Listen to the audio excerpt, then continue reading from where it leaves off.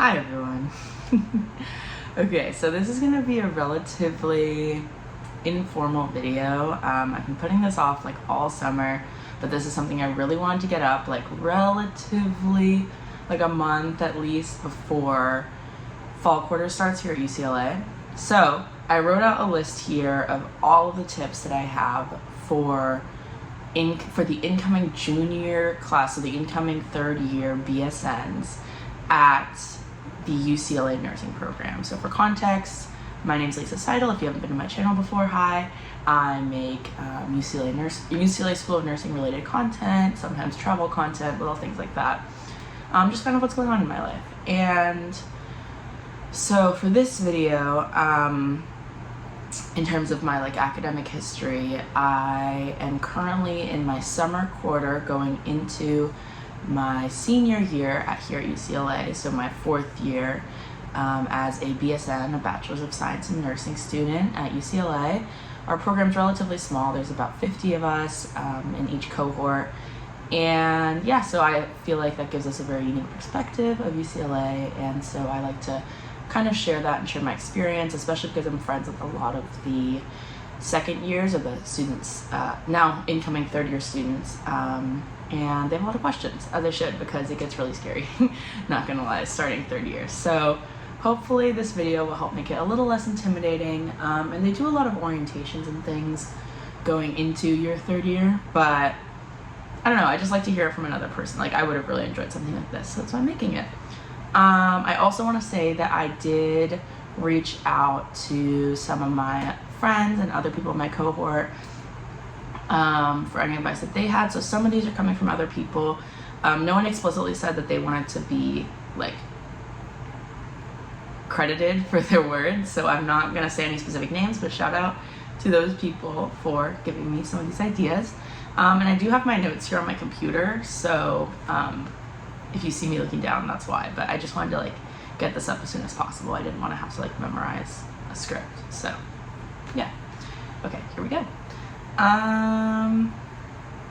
Oh, and then also another note is that this video is technically more geared towards our nursing program at UCLA, which is a 4-year freshman entry program. Unless you're a transfer, then it's a 3-year entry program, direct entry program, meaning you don't have to reapply, which makes it kind of more unique, or at least different from other nursing programs.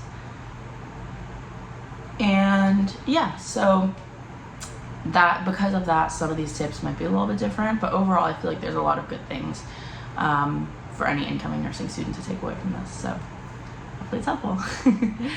Okay, so I have different categories here, so we'll kind of just go down the line. The first category I want to talk about is mental health. This is huge. I mean, we all know this is huge. We're all nursing students. We know that this is a big deal, and just in general, this is important. But especially going into third year, it's so important to prioritize your mental health and find methods of self-care that work for you. Whether that's, for me, I've recently learned that I really enjoy sitting outside with my breakfast. So we have a little patio here in my apartment, and I'll take my breakfast outside and just sit out there, no phone or anything, just to kind of get myself in the headspace to get ready for the day, regardless of if we have an exam, a quiz, just class, nothing, clinicals, not clinicals, because that ends up being too dark in the morning. But yeah, it's important. I think it's important to find little things. You won't feel like you have the time for it, but you can make the time for it. So, and it doesn't have to be anything big, just, and that's also eventually something that they ask about in interviews. So that's a really good thing to keep in mind, just to kind of have something that you feel like is unique to you, or not even unique, something that you feel like makes you feel better, helps you decompress from the day. So that's my number one tip there. And another thing that a lot of people were saying, and I definitely agree with this, is that you don't have to give up on your social life, your clubs, anything like that, just because you're going into your third year. Here at UCLA, fall quarter of third year, we take 5 classes, which is unheard of for the quarter system, especially with nursing. Usually we end up taking 3 to 4. Right now we're only taking 2. But 5 classes is a lot. It's a lot. It sounds like a lot, and it will feel like a lot. But that doesn't mean you have to sacrifice any of the other things that you enjoy. So I know a lot of people in our cohort that have jobs, that run clubs, that have like avid social lives, and they're doing just fine. So don't let your school get in the way of that. You just kind of have to make sure that you're scheduling things appropriately and making sure that you have, and you're maybe working ahead a little bit, or that you just have a good idea of when you're doing what assignments to help you not feel too overwhelmed with the quarter and your additional things. Yeah.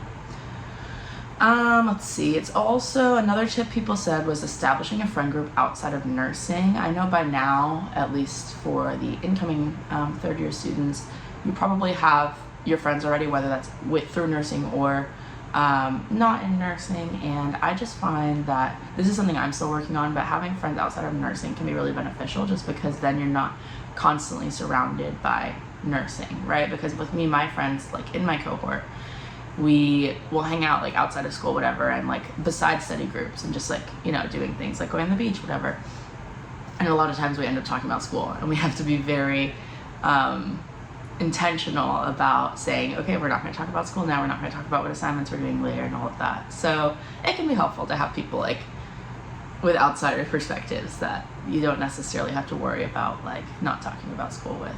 So that's a good tip.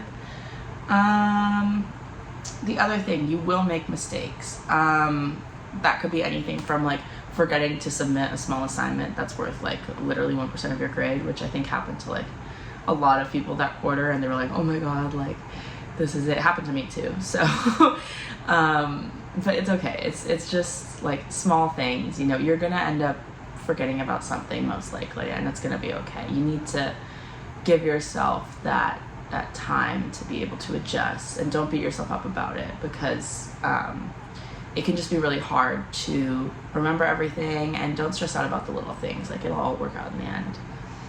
I think that's some really good advice. And another thing that they emphasize a lot during our like orientations and things, that I think is really important, is also that it's okay to mess up, which sounds silly because like we all know that, you know, but what they mean by that is like both in class with exams and also in lab sections with our like lab assessments and checkoffs. They can be hard, and it can be something that you just might need more practice with. And when they're saying it's okay to mess up, that just means genuinely it might be something that no matter how much you practice, you just need more time in lab to practice with. And since we don't really have time in lab to practice outside of like class time, if you like mess up or something, that tells them, oh, this is someone who needs a little more one-on-one time, a little more practice time, and that's okay. You know, that's a completely normal thing. So don't let that deter you, or don't be scared of like remediations for lab, and we'll talk about that a little more later. So also another thing is to not expect yourself to succeed right away. This is, for me, and I know a lot of my classmates too, it felt like we were adjusting to a brand new school, and that takes time, because it really just, there's a giant shift in the dynamic. Your professors are very different, your academic schedule is very different, your priorities change, and it's just something that takes time. And I feel like it was a relatively longer adjustment period than I was expecting for myself. But once you find your routine and all of that, like it'll work out. So you just gotta allow it to take some time. One of my classmates actually brought up that journaling has really helped her. She was saying that she would journal like before and after classes, like in the beginning of the quarter, end of the quarter, and kind of look back at old journals and see how far she came. If you're like stressing about an exam and then you end up doing well on it, it's like, oh, well, look, like I was able to succeed from that and get over that fear, and that can really help sometimes. So journaling can be a really good thing to help you kind of get through those tougher parts of nursing school. So that's a good tip. Okay, so this might be only unique to me, but I felt like fall quarter, starting like real nursing school, was the quarter where I finally started feeling like I was really learning things. I felt like before this, like I think one of the biggest reasons why I was so scared going into nursing school is because I didn't feel like I was retaining anything. Like with classes before that, I would study super hard for the finals and midterms and all of that. I'd go to all the lectures, and then I would do well on the finals, but I'd come out of the class and be like, I don't really know. Like I don't have any of that stored in my long-term memory. I feel like I can't recall it. I feel like it's just not something that's sticking. And so I was really worried, because if that would keep going with the classes that like really mattered, you know, for nursing, that would be a problem. But I do feel like with real nursing school, like everything just kind of made sense. Not everything, like there's obviously still very hard topics, but it all goes together and it all like builds off of each other, and you're just constantly reminded of like the earlier things that you're learning. So that's why also, like, even though fall quarter is a whole bunch of information, like obviously if you can try to figure out ways to remember as much of it as you can to take with you, it's also going to be repeated later on and built off of. So if you forget it, you can always just review it later on again. So don't worry too much. You can't remember 5 classes worth of information in 5 weeks with like a full course load. It's not realistic, but just try to pay attention as much as you can, you know, go to class, all of that, and yeah, it'll just be really beneficial, and you'll feel that too. I think you'll feel that you're really learning a lot better, and you're retaining a lot more information if you're following along with the class and lab, and everything's very hands-on, so it just feels a lot more real, especially once you get into clinicals. Okay, so we're moving on to study tips, and then I'll talk a little bit about specific classes, and at the end I'll touch on clinicals. So for study tips, my biggest tip is time management. I think this is everything. I think whether it depends on what that means for you, whether that's Notion, using a planner, some kind of agenda, something. And for me, one of the bigger things with this is that on my Notion, so if you don't know, Notion is a website. It's like a digital planner. For UCLA students, it's free to use with our school accounts, like the premium version, but I actually don't even know what the difference is, so it's probably fine to just use the regular one. But there's templates online for different like academic planner type of thing. So I have one that I used like all the way back in freshman year from some random YouTube video, and I've kind of customized it to work for me. And with that, what I like to do is I have a do and a do column. So do being the due date, so DUE. So at the beginning of the quarter, I'll put all of my assignments with their due dates. If they're due at midnight, I put midnight. If they are for a specific class, what kind of assignment it is, that's all on there. It takes forever, but once it's done, it's done. And then I have a do column, DO. So throughout the quarter, usually at the beginning of the week, depending on at what point of the quarter we're at, I will assign I will have my calendar on my phone, which is where I keep all of my like scheduled things. I'll have my classes on there. I'll have my like work schedule things on there. If I'm doing anything with my friends, that's all on there, so that I can use that to reference when I'm planning out when to do my assignments. So the beginning of the week, I plan out my due schedule, and I don't do it by time, but I'll say like, oh, these 3 assignments I'm gonna do on Monday because I don't have that much work to do, and then maybe on Thursday, oh, I have class and I'm tutoring someone and we're going to the beach, so maybe I'll just do this one assignment or nothing. And that way I know that it's all gonna get done, and I feel less overwhelmed knowing the amount of work that I have to do. So obviously this can be transferred to paper too, but that's something that's really helped me, so you can keep that in mind if that sounds like something that would help you. And let's see.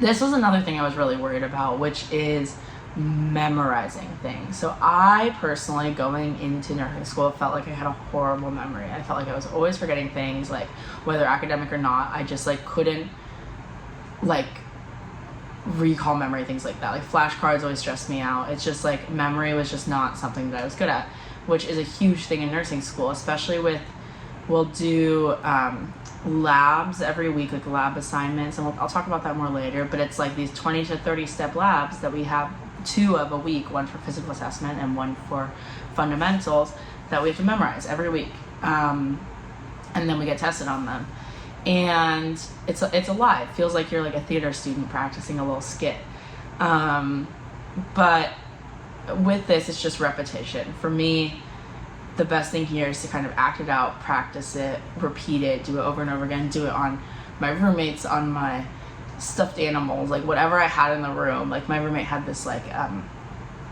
stuffed Dumbo stuffed animal, and I would do a lot of my physical assessments on that. If you have like a baby doll, you can bring that if you really want to.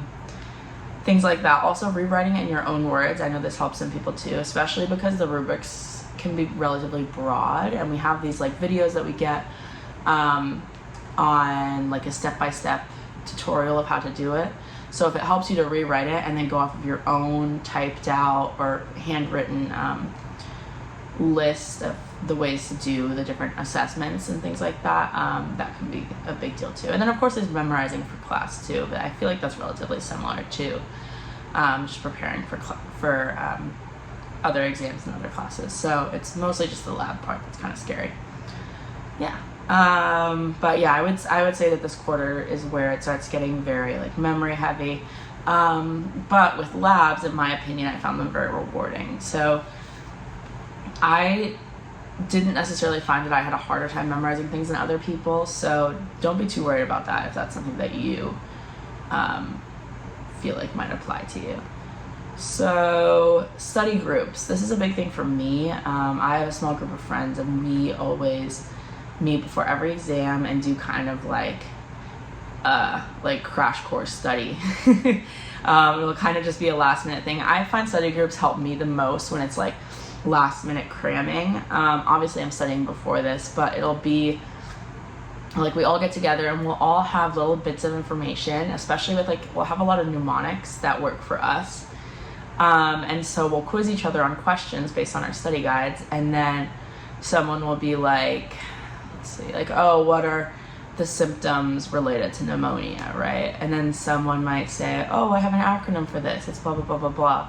And so then that way we can all benefit from that and remember these mnemonics and acronyms and all of that. Yeah, so that's super helpful. So I really enjoy doing that. And spaced repetition, of course, is best. This has been like definitely like very evidence-based, proven, whatever.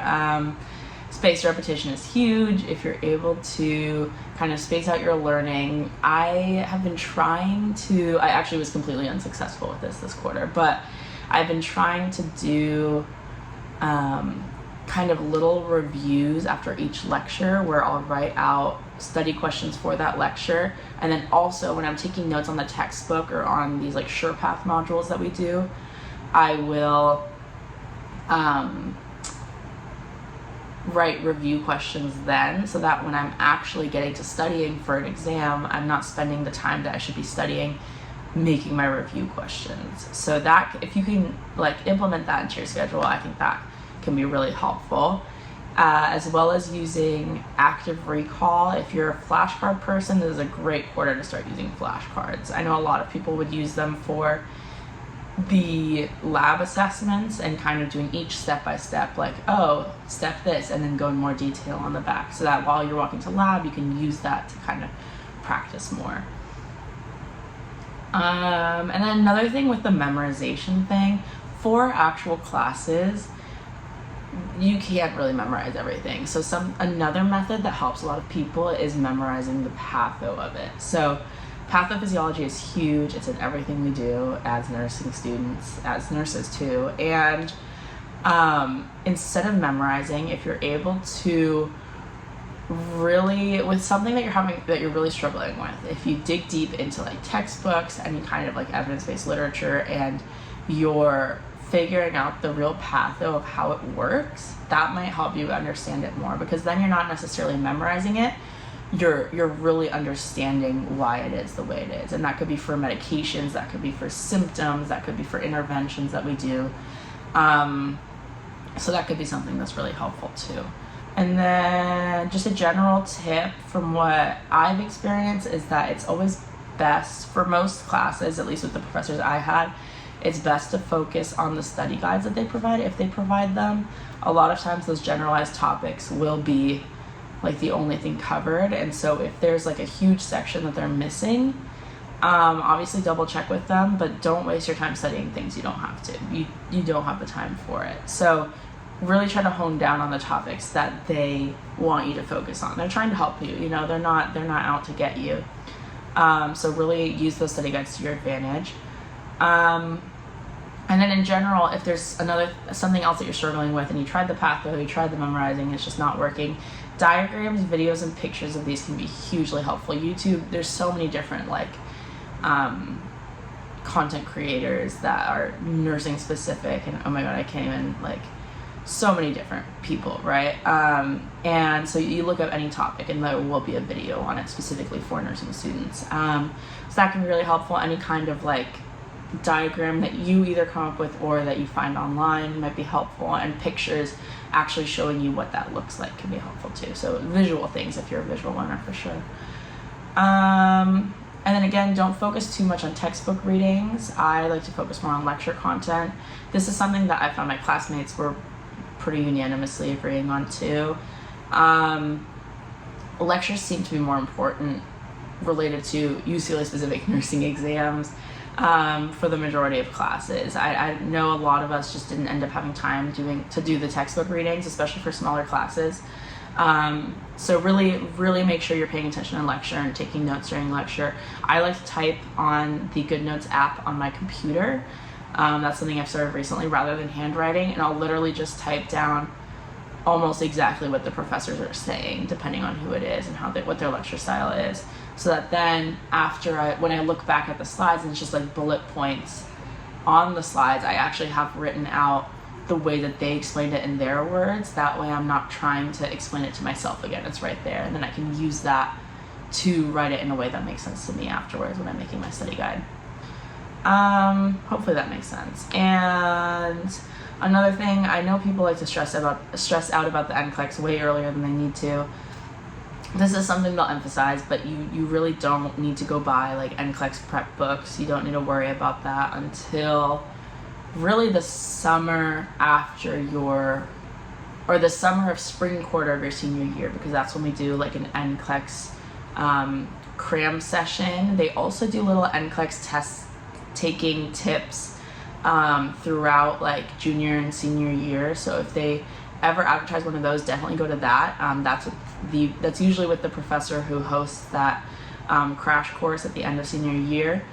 But like timeline wise, we don't take the NCLEX until late July, early August after senior year, giving you 2 months to study, and they recommend studying every single day for those 2 months, and there's just not really much you can do before that. They give us all the material, we already paid for it, so you can opt out of it if you want, but that's just like losing the money you put into it, because it is mandatory. It's related to the classwork that we do. So don't worry about like buying NCLEX review stuff until you feel like until you get to that point, and if you feel like you want it as like a supplemental thing. Okay, that was a lot. We're going into classes now. So I'm going to talk about all 5 classes of fall quarter, since I feel like those are kind of the more important classes, at least like for you guys right now. I also have a video reviewing the classes I took my first 2 years at UCLA, including recommendations for GEs, like general ed classes. So I'll have that linked here somewhere if you want to watch that. And maybe I'll make a video like end of senior year, kind of just talking about like general UCLA nursing tips. But I feel like this already gives me a pretty good understanding. I feel like starting winter quarter, once we get into clinicals and have fewer classes and things like that, everything starts kind of repeating in terms of the way to approach classes. So fall quarter is really the biggest one to focus on. That one's kind of like the odd one out, I would say. So going into that, we'll start with fundamentals. So remember, we're taking 5 classes. So our first one's going to be fundamentals. This class is probably your most amount of work. So fundamentals, you can just consider the basics of nursing. It's going to be your skills. So we have a separate class for physical assessment, which is a whole other aspect of nursing. But in the hospital, one of the bigger things you're going to be doing is skills. So that's going to be things like hanging an IV, like doing blood sugar checks, even taking vitals, inserting a Foley catheter, anything like that. This class is hard. Exams are going to feel unfair. It's just one of those things you have to try your best and learn from your mistakes. Try to not be too hard on yourself after the first exam. I know a lot of people don't do that great, but it's going to be okay. We all made it through it. And just try your best. Learn from the way that they formulated questions on the first exam to do better on the next, I think, I think there's only 2 exams in the final. I'm not too sure. But yeah, just like learn from your mistakes, you know, or learn what their question style is, things like that. Okay, so this is one of our 2 classes that has both a lab and a lecture component. Like I said, this is one of the most overwhelming classes for a lot of people. I wouldn't say that the content is necessarily like incredibly challenging, but it's just a lot of information, a ton of assignments, and just a lot of different deadlines for those different assignments that can be hard to keep track of if you're not scheduling right and using your Notion or your planner or any of that. Yeah, so back when I took this class, we would have weekly SurePath assignments. SurePath is this website that does that a lot of our textbooks are on, and so with that they turn the textbook readings for each week into these like modules, which sounds good like as a concept, but people have mixed feelings about it. I feel like a lot of times the SurePath modules don't necessarily match up to the textbook, which can be kind of frustrating, and I found a lot of spelling and grammar and like occasional misinformation in SurePath, like in the modules specifically, so that can be kind of frustrating. But regardless, we have these modules we have to do every week. It usually ends up being 3 to 6 hours a week. Some have a little more, some have a little less. They definitely front load this a lot, so you might be really overwhelmed the first week or so, just because like you have your first lab and you have your first SurePath assignments, and it's like probably like a good 8 hours of work, and you're like, oh my god, like this is it, how am I going to make it through the quarter? But it gets less. It does. It feels impossible and overwhelming, and sometimes you just have to get through them even if you're not taking the best notes. So it's okay if that happens. It's, you know, we're all trying our best. And yeah, it just ends up taking longer than you think, and I feel like I don't often get much out of it. However, there are these EAQ quizzes, which is Elsevier Adaptive Quizzes. Elsevier is just the other name for SurePath, and they're incorporated into it related to the readings that you're doing in the modules. And these I found pretty helpful. They're NCLEX style, sort of, and it's related content to what we're learning. A lot of times these questions will show up almost verbatim to on the test. So definitely try your best on these and use these as a review tool too, because it takes the most important information out of the textbook, out of the modules, and it's just a good way to quiz yourself. It's like forcing yourself to do that like active recall, and it gives you the explanations for the right and wrong answers and all of that. And then if there are questions that you're not sure about, make sure to look those up, because the explanations there don't always end up being the best. Let's see. Oh, one of my classmates mentioned specifically that she uses the Saunders NCLEX review book. I can't specifically talk about this because I haven't used this book, but I have seen her with it, and it looks like it's something that really helps her for a lot of classes, so I'll link that below. I'm also linking below all of the different things that I bought. I wish that I had before clinicals, things that I bought for clinicals. I'm going to go over that at the end. Same with lab, just a few things that you just need for your like nurse uniform. Yeah, so I'll link that below. She was saying that it has a lot of the key points for the NCLEX, the tests laid out in an easy way to understand, and sometimes it has additional information, but like it is prepping you for the NCLEX, so even if it might not be relevant in class, it will be relevant eventually. And there's some practice questions in there too, and there's online portions. Apparently there's some free PDFs if you're able to find them. But you can also buy them online on Amazon. I tried to make like an Amazon storefront, but it wasn't working with my account for some reason, so I'm just linking them all below. And if I think of anything else, I'll just add to that. So if you want to check in on that periodically, that might update. Yeah, so let's see. Back to fundamentals. Once again, keep in mind there's a ton of info. Realistically, you're not going to remember all of it. Just try your best to remember as much as you can. Stuff won't get absorbed within the 10-week span of a quarter, but eventually with practice it'll come back to you, and like I said, it gets repeated with future quarters. And let's see, another thing with fundamentals is that especially within skills lab, I think that's the biggest aspect of this class that ends up being the most relevant, because if you have an understanding of how to do skills correctly and you end up in the clinical setting and you see things that aren't necessarily done in the best way, you will know what the best practice is, and that means you can decide for yourself if you want to take the shortcuts that a lot of nurses are taking, or if you want to do it the right way, like what the textbook says. And sometimes it ends up being a better idea to do what nurses are doing. You know, some nurses have great tips, but sometimes it also might not be as safe. So it's really important to have a baseline understanding to make sure you know what the right way is before you're learning it in a way that might not be the safest for your patient. Yeah, so that's important to keep in mind. So for lab, this is something that was a lot of people's favorite parts of class. I would say it was definitely one of my favorite parts. It definitely seems stressful. I feel like this is one of the more intimidating parts of entering nursing school for us, just because it is so new. It's something that we haven't really been exposed to. Don't let it be too intimidating though. People like to make it seem more stressful than it is. You just have to get into your own rhythm. You have to make sure you know what you know. And yeah, so the skills that we get tested on are called OSATs. That's an acronym for something, but I'm not sure. And we have them every week for fundamentals specifically. And they're for specific skills. So in the beginning, it'll be things like taking vitals or putting on sterile gloves. And then in fundamentals B, in winter quarter, some of your last ones are inserting a Foley catheter or doing a central line dressing change, which is a sterile procedure, or hanging IVs or hanging IV piggybacks, starting IV like lines.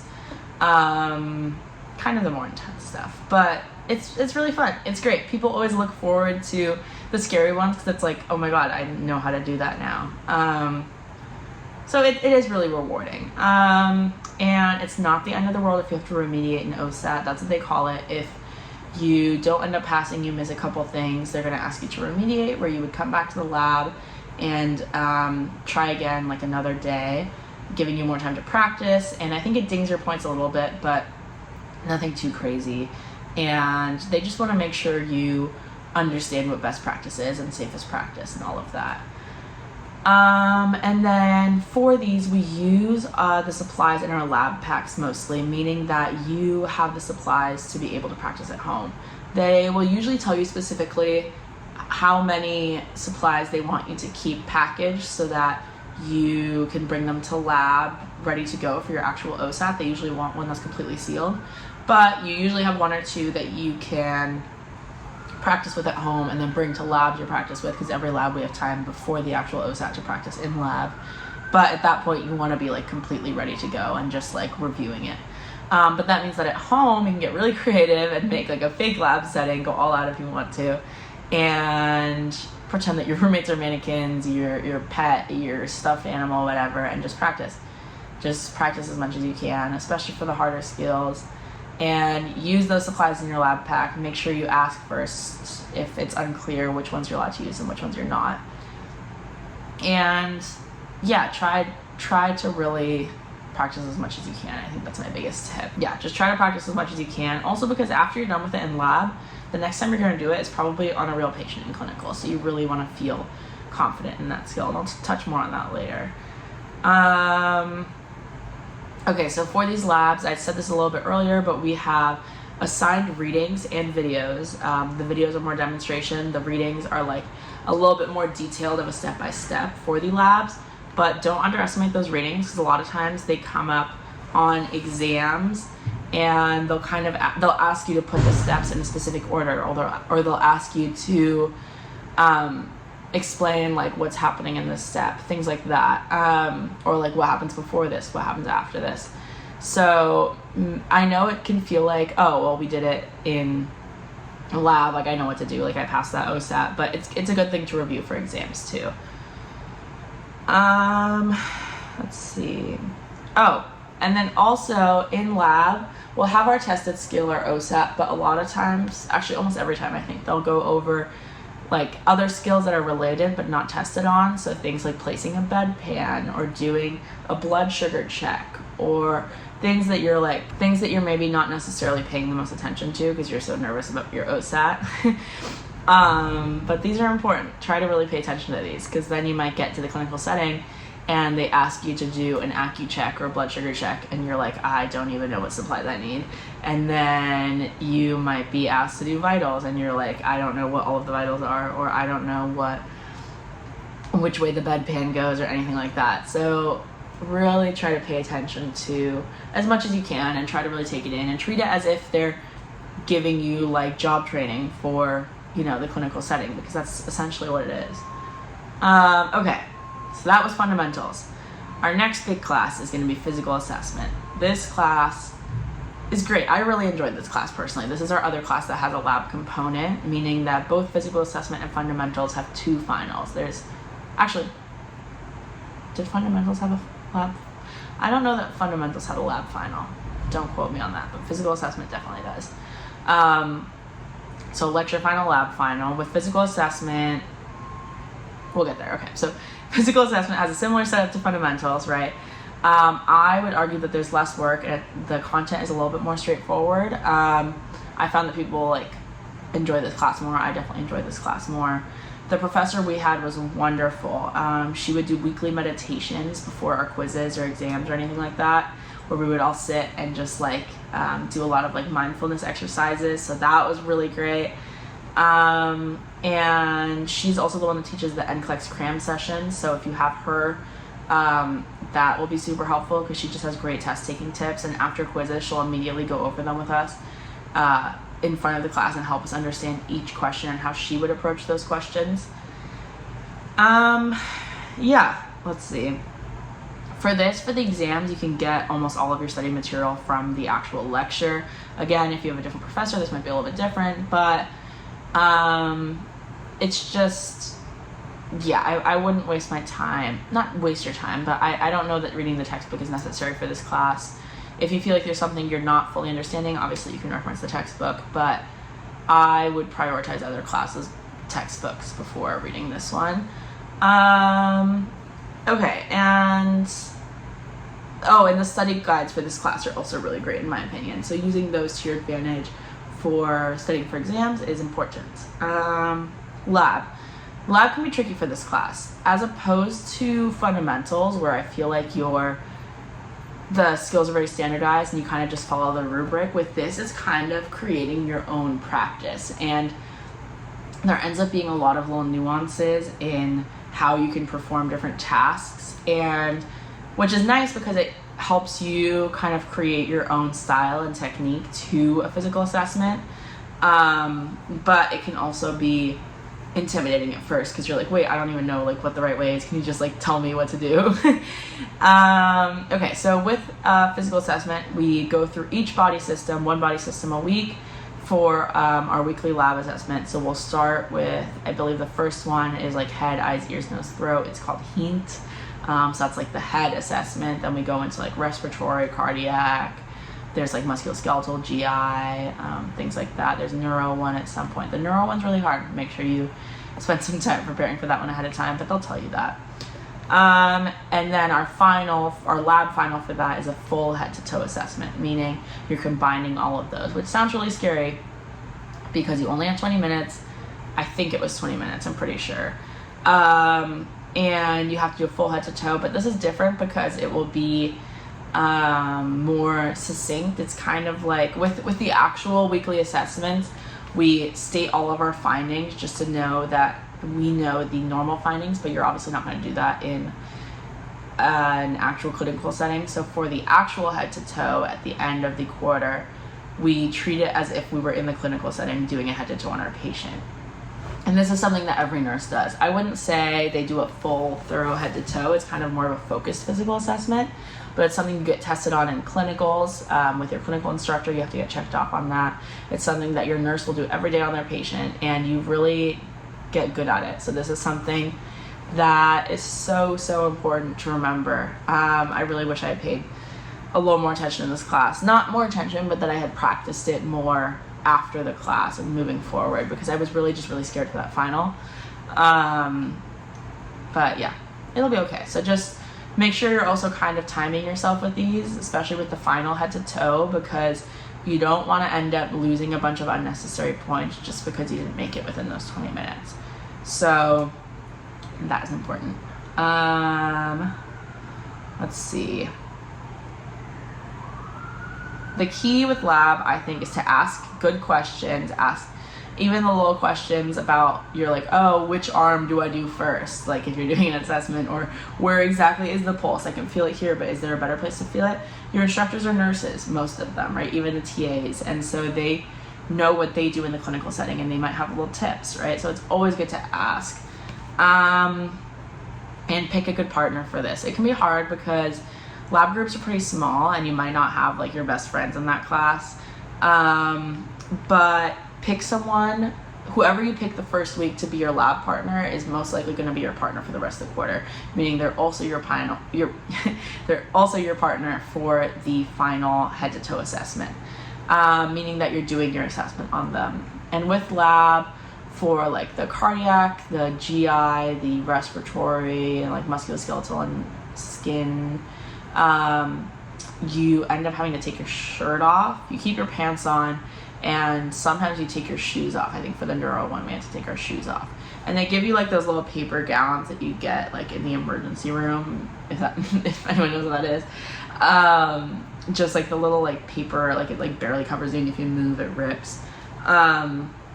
So you get those, and try not to rip those because you have to keep that on you. Try to fold it up and keep it neat because they don't necessarily give you more, and if yours rips, like you have to use that for the final physical assessment. So try to keep those relatively together. And yeah, they tell you that you can wear like a tank top or like an undershirt, but then in actual lab, a lot of the professors are like, no, like just come in with like a bra or a sports bra. So make sure you bring something that you're comfortable wearing. It's like behind like fake walls, so it's really just you, the instructor, and your partner. But make sure you pick someone that you feel comfortable doing that with. And it doesn't end up being as awkward as it sounds, I promise. And okay, so let's see. Yeah, make sure you're picking someone that you feel comfortable with, and if it's someone that you can practice with after school, that would be ideal, because you're going to have to know their findings, not just the normal findings, but their findings. For example, if you have someone with vision problems, you're not going to say like for the head, eyes, ears, nose, throat that their vision's 20/20, like they're good, right? Because they might not, you know, or if they have scoliosis, their musculoskeletal system might have different findings. So it's important to practice with them, not just like your roommates and things like that, your friends. And let's see, asking questions is super important.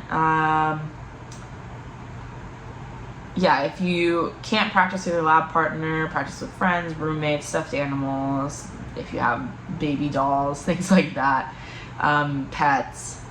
And it's important to understand what normal findings are. This is especially in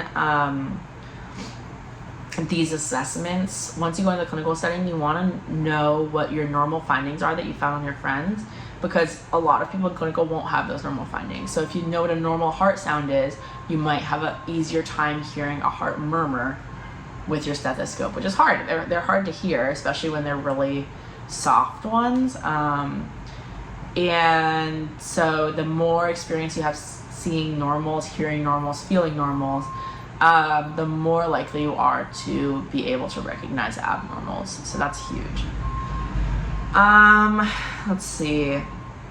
Like I said, this is something you go over with your clinical instructor. You do these in clinicals all the time. You get checked off for these in your med surg classes, and then a variation of it gets checked off in your maternity rotation too, for clinicals. And if one big thing that really helped me feel more confident over winter break, between fall quarter and winter quarter when we started clinicals, was practicing my physical assessment. Just practicing my brief head to toe, because that is something we get assessed on in clinicals, doing on a real patient. So at home over winter break, I would practice on my grandparents, I'd practice on my parents. I know a lot of other people did this too, on my sibling, and on my dog. Like you and it doesn't take that long, you know, and they'll be really impressed by all the things you're learning in nursing school. Yeah, so if you have the time to do that, that's definitely a good idea. And let's see, And yeah, another thing with that, make sure that you're incorporating the health history questions that we review in those too, because for example, if you're doing a GI assessment and you ask them the last time they had a bowel movement, those questions are forgotten about a lot of times, or asking how long their leg has been hurting and characteristics about their leg if you're doing a musculoskeletal assessment and you sense some kind of weakness or pain. Really important, something that people don't necessarily always remember. They just want to chart the abnormal, but it's like, well, why is that abnormal happening, or what's the context there? What else is going on along with that? Okay, we have 3 classes left, then we'll do clinicals, and then we'll be done. So next class is Pathophys 2, continuation of Patho 1. I wouldn't necessarily say that this is very different, but this is such an important class for baseline knowledge. This is something I really wish I paid more attention in. Patho is huge, patho is everything, like patho is the basis for nursing. Everything comes back to it for anything, symptoms, drugs, interventions, whatever, you name it. Concepts that I would review if you're worried about going into patho, going into fundamentals, anything like that. The 3 that I would recommend, that actually this came from a friend, he said that his top 3 would be acids and bases, cardiac and heart mechanisms, and then lung mechanisms. Those would be the 3 things that I would focus on, just to start off with, things that people often have a harder time understanding, because we go through those units relatively fast and there's so much information. So just baseline for those can be really important. Even just reviewing it the week before, you know that we have lecture on that. That's important. Great. Nutrition. So we're going into our last 2 classes, nutrition and growth and development, which are both 2-unit classes. And these classes often get swept under the rug because you're like, it's 2 units, no big deal. Like, I have to practice my fundamentals assessment, I have to practice my physical assessment. Like, don't even worry about it. We're all good. A lot of times people will stop showing up to these lectures, things like that. Don't underestimate these classes. So starting with nutrition, I would say, yeah, this class is definitely often seen as a low priority, since the other classes require so much work and so much work outside of class especially, which is understandable. It's also only a 2-unit class. But I would say the content is relatively straightforward for this class. Try to pay attention as much as you can during lecture, because realistically you're not going to be doing the textbook readings. So pay attention to lecture, really take notes during lecture, so that when you're making your study guide, you're reviewing for exams, you have that baseline knowledge that you can refer to, so you don't have to cram and read through the textbook, watch the lectures. Just try to attend lecture and attend lecture and take notes. That's really my only advice for that. Don't get behind in one of the easier classes, because then you're spending your time when you have a bunch of exams studying for a class that you didn't feel like you had to study for in the first place. You don't want to be that person that's watching 10 weeks worth of lectures and trying to absorb all the content in week 10. Not fun.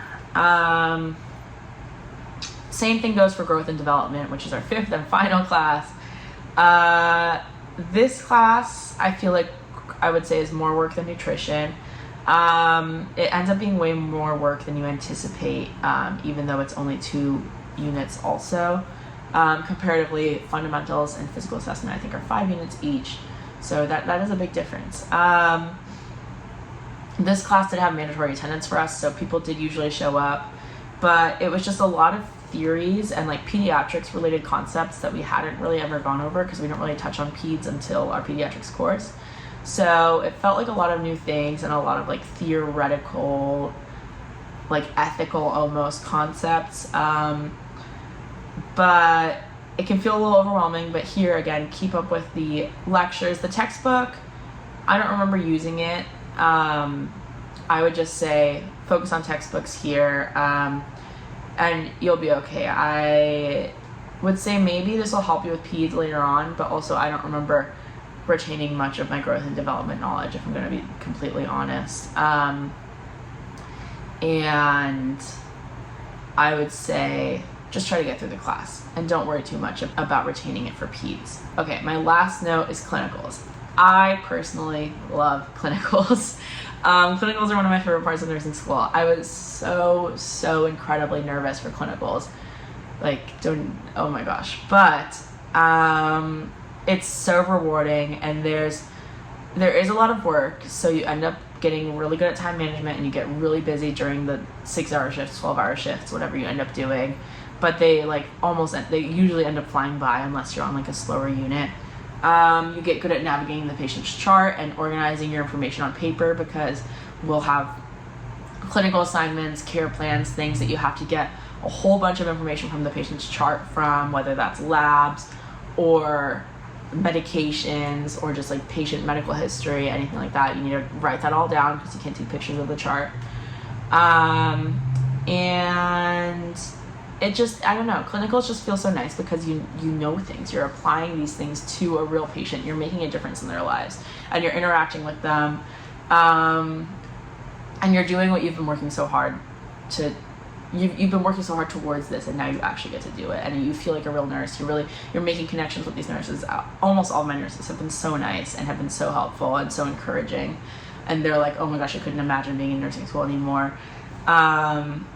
You'll make it through it. Let's see, what else? I would say for clinicals, one of my tips is what I did for my first few clinicals is I also wrote down a brief kind of head-to-toe assessment so I could kind of quiz myself before clinicals or before I had that check off. But also writing out the steps for some of the skills we would do in fundamentals, especially the ones that I had a harder time with. Just a brief, I added some pictures sometimes.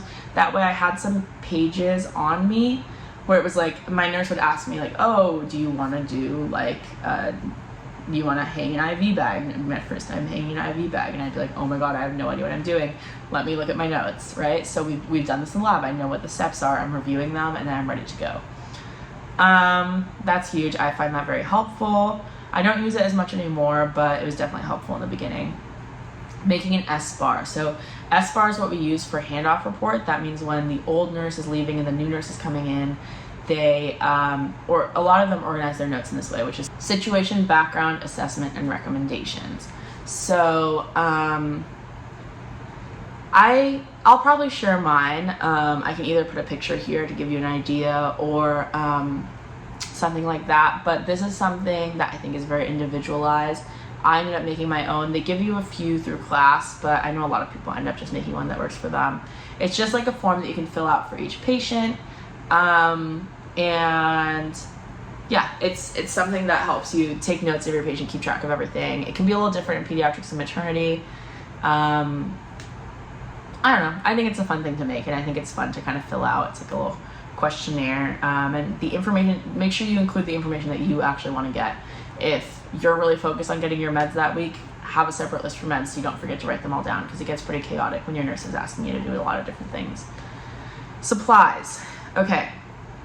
This is kind of my last point for clinicals. I'm just going to go through the supplies that I really like using, but I will include all the links below for the ones that I can find, but there is one that I want to show you. So the first thing for me that I would say is like my number one thing that I use all the time is this clipboard. So this is a Trifold clipboard. It folds open like this. I'm not going to show you the papers inside, but they're on this side because these have like actual like clinical information. But yeah, so it looks like this. It has a lot of like cheat sheet information on it. Let me just take the papers out. And in here I have like the different gauges for needles, and then like my list of things that I want to bring to clinicals and some inspirational words. And then I have like a note on here if my clipboard gets lost. But I like this one a lot because it folds in and it doesn't fold over itself. So it ends up being pretty small, and it fits perfectly into the pocket of the women's scrubs through UCLA nursing. So I'll try to find it and link it below, but I was having trouble with that before, so we'll see. Anything like this, super helpful. Everyone has them. Definitely recommend this. Penlights. This is one of the things they recommend for you to get. Just find one on Amazon. I'll link the one I have. It was a 2-pack. I gave one to my friend. Bring batteries if you need them. I was always worried for every assessment that mine was going to run out of batteries. So if that's something that you think you'll worry about, just bring batteries with you in your bag. A stethoscope, another thing they require. Everyone has the, like, almost everyone that I know has the, like, regular Litmann. I forget what it is. It'll be linked below. But it's expensive. It is. It's just expensive, but it's a good thing to invest in early on because it's something you'll need for the rest of your career. If you're worried about it getting lost or stolen, There's these tags you could buy from the actual Litmann store that hang right on the like part where the earpieces connect, and it's like locked in there, and you can put your name and your phone number. That might give you some peace of mind. Then stethoscope bag. So this is a stethoscope bag. You'll see a lot of people bring these to clinicals. Put your stethoscope on this side. This just has like more space for like pens and things, whatever you end up wanting to bring.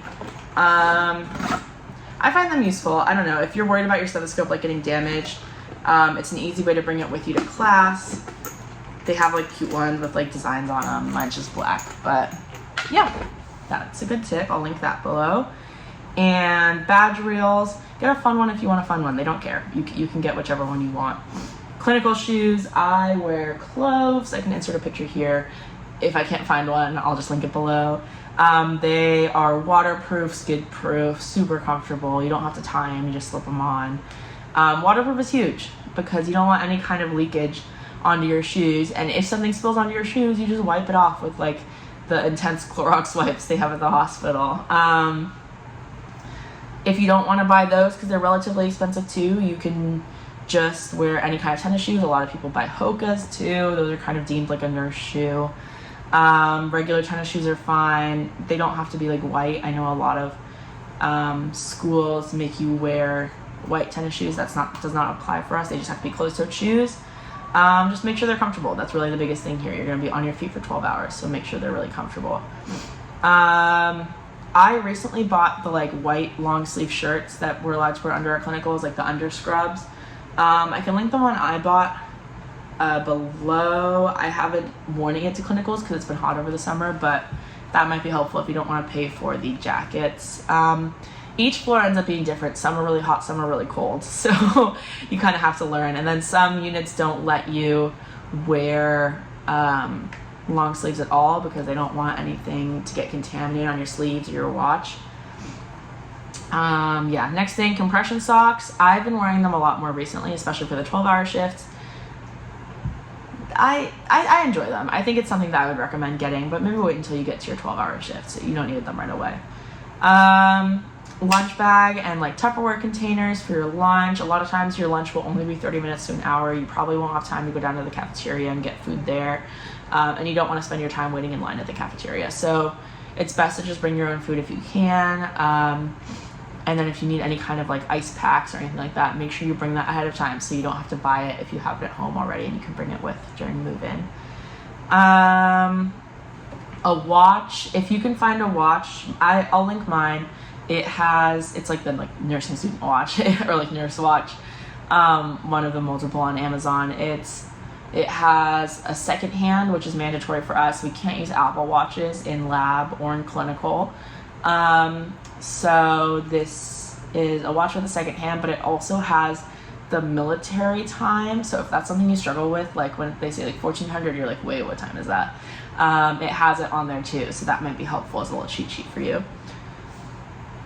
Printer access. If you're not living on the hill, like in the dorms, and you're worried, and you don't have easy access to a printer, that might be an issue because printing is something huge. We print like everything.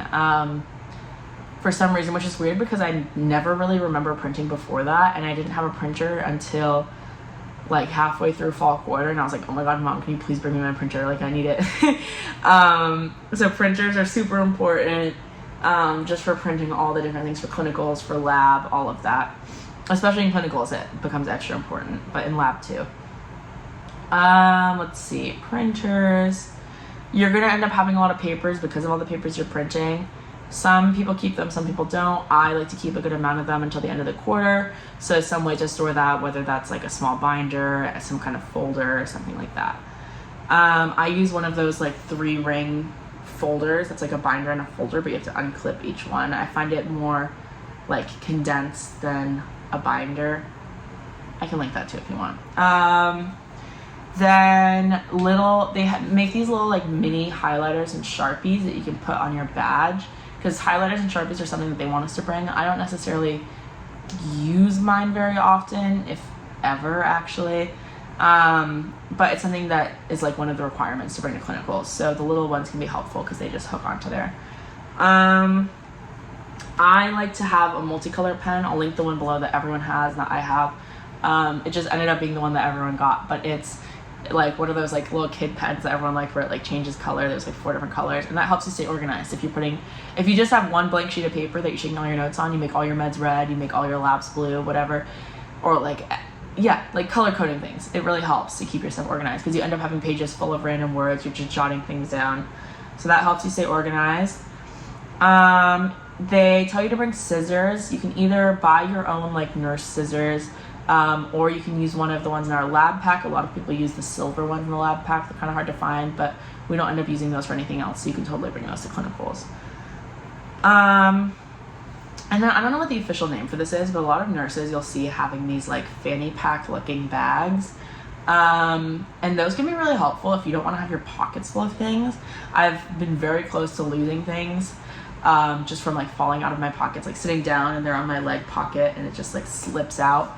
And it helps you stay more organized. So if you want one of those, I think that's a good investment. It's probably something I'll be buying relatively soon. I can see if I can find an example to tag below, but it's not one that I have yet, so I can't like give you the best advice on that.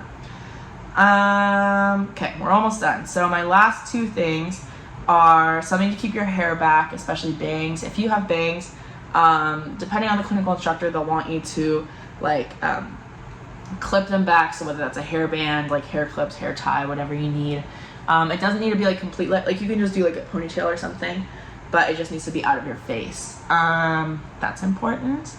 And some people have those, actually I have some too, the badge reel reference cards. They're these little cards that are sold by various companies, based on different specialties that you can keep in your pocket or on your actual badge reel. I have 2 separate badge reels. I'm extra. I have one that's like my actual badge, and then I have one that's clipped into my pocket that I have all my reference cards on, as well as my sharpies and my highlighters. I find that helpful, so that they're kind of out of the way, but I can still reference them because I know where they're clipped. So that can be helpful. Yeah, that's kind of all I can think of. Like I said, it'll all be linked down below. If I can figure out how to do a Amazon affiliate link, whatever they call it, I'll try to figure that out. If not, the links will just be there. I'll continue to update them if I think of something. And yeah, that's all I have. Don't underestimate, I'm just going to read this verbatim because I wrote a really inspirational thing. So don't underestimate yourself. You know more than you think you do. My friends and I have this saying that we always say before quizzes, and that is quizzes, exams, finals. Actually, we say it like every single time. We hold hands and make it really like culty, but we say we know what we know, and that is enough. And I think that that's something huge to bring with you, because you do. You've studied so hard and you've worked so hard to get here, even if it doesn't feel like it. And you do. You know what you know, and that will be enough to get you through nursing school. So if that helps you, you can carry that with you. If it's too cheesy for you, that's totally understandable. Everyone always looks at us like we're crazy when we're doing our little chant. But yeah, just know that you'll be okay, and there's nothing stopping you from pursuing this degree and making it as a nurse. Your future is bright. So I'll leave you with that, and make sure to like, comment, subscribe, any of that. If you have any questions, you can leave them in the comments below if you think it's something that will help someone else, or you can reach out to me. I have my email and my Instagram linked on my YouTube channel in the like about section or whatever it is. I'll also have it linked below. Any questions, anything like that, please feel free to reach out. And if not, I will see you in the next video, hopefully. Thank you so much for watching. Thank you for the patience over the summer. I've had so many video ideas and I just haven't gotten to them. That's why this video is so informal. Hopefully this is helpful. Thank you so much for watching, and I'll see you in the next one. Bye.